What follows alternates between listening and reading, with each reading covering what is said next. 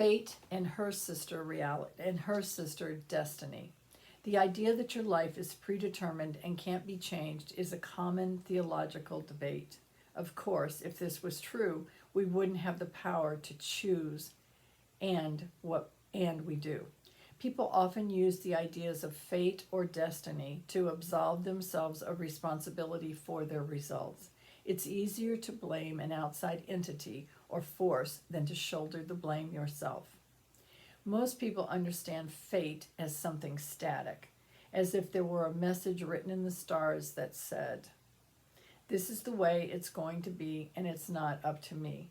No wonder a passive life develops from this attitude, where people wait for their fate to find them and just happen.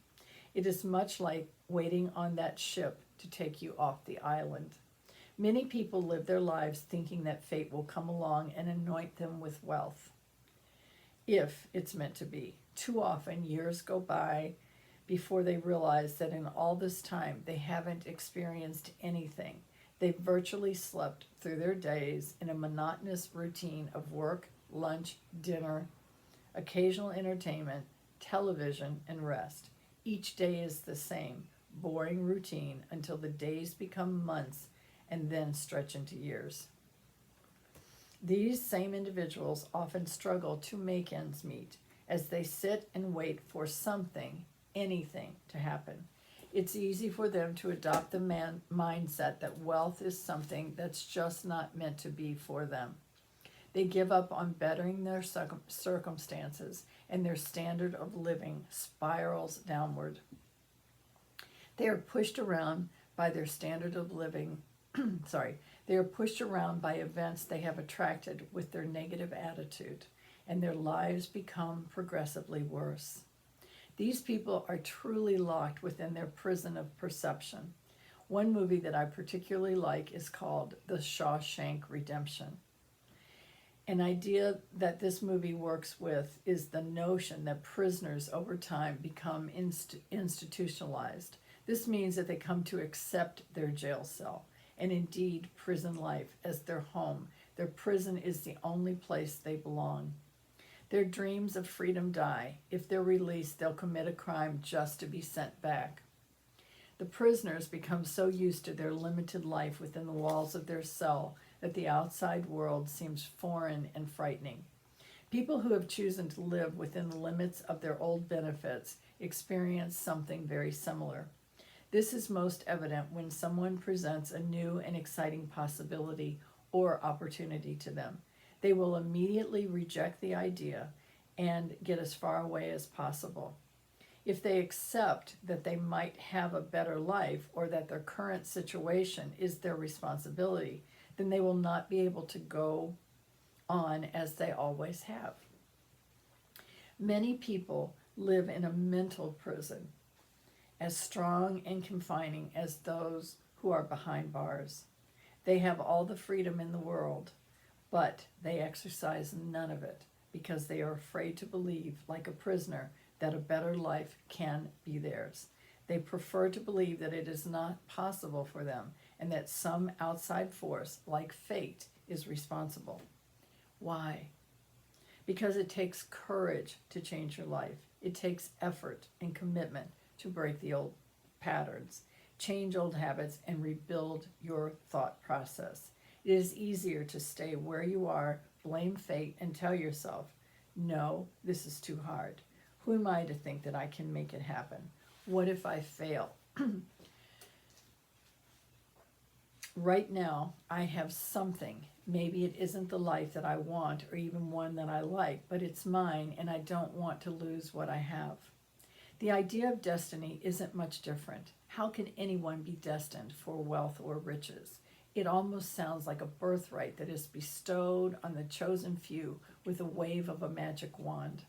However, wealthy people, those that preserve and grow their wealth, do so through working at it, not by having it bestowed upon them by destiny. You can see the truth of this with people who inherit wealth. Often, if wealth is handed to them and they've never known how to work at it, they merely squander their money on useless frivolity. They haven't gained a mindset of wealth. That's definitely not inherited.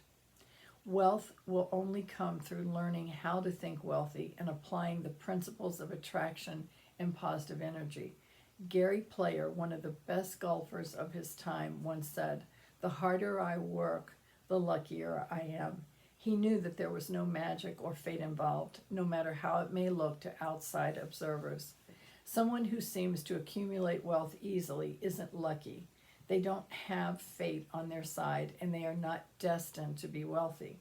They have merely developed the mindset and skill to make it look easy. Commit yourself right now to doing what it takes to develop a wealthy mindset for yourself, and your efforts will bring the reward you seek. We are each born with an equal measure of potential, and wealth is the birthright of every single person. This does not diminish over time, so no matter how old you are, you can still tap into the infinite abundance that has always been yours. In fact, the more experiences you have had, the more value you can provide for others. I've known numerous people who have had several careers in their lives, and this is a great resource to draw from when you are looking for ways to create value. Nothing happens by chance or accident. The life you have led up to this point may not have produced the results you would like, but it can provide the seeds for your future as you search for your passion. You don't stumble through life hoping for the best. You can actively plan your future and visualize it. Many people are surprised at the sense of empowerment they get once they accept responsibility and stop blaming fate and destiny for their results. They have spent so much time floating through their lives with no notion of where they want to go. Visualizing that finish line is a powerful new sensation.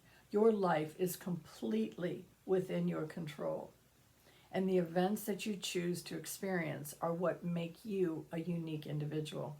Your new sense of empowerment will allow you to enjoy those events more fully as you realize that you created them and now have the ability to create and bring about what you desire. This is the end of chapter 3. Here is the review. Stop comparing your results to the results of others. Your present results are completely irrelevant. Be unique. You can't imitate someone else's passion. Your time is worth an unlimited amount. Apathy is the friend of average and the enemy of true wealth. You must accept responsibility for your current results. The law of attraction does not judge. It gives you what you focus on. It takes great courage to change your life. That's the end. Here's what Cindy says. You have great courage. You are great courage. Tell yourself that you do, and you'll find yourself tapping in to an unlimited resource. Thanks so much for listening. I'll be back with chapter 4, which is purpose, vision, and goals. Thanks so much. Bye for now.